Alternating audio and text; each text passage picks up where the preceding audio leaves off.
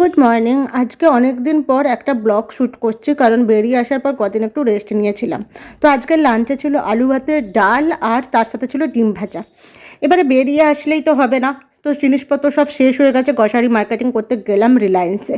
ওখান থেকে কয়েকটা জিনিস নিলাম, কিছু কিছু ছিল যেগুলো একদম শেষ হয়ে গেছিলো, সেগুলো নিলাম।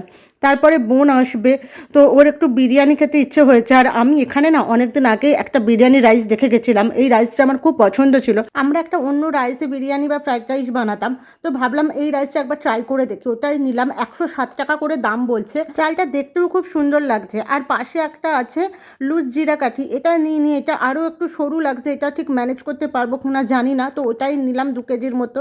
দেখি একবার ট্রাই করে, তারপরে ভালো লাগলে পরে আবার নিয়ে যাব। যেহেতু ভাইয়েরা আছে, সকালে আলু ভাতে ভাত খেয়েছে, তাই ভাবলাম একটু বিরিয়ানি নিয়ে চলে যাই। বেরিয়েছি যখন, আর একটু রাতে বানালাম ফালুদা, কালকে খাবো বলে। ফালুদা খেতে আমার খুব ভালো লাগে, সেটা শীত হোক বা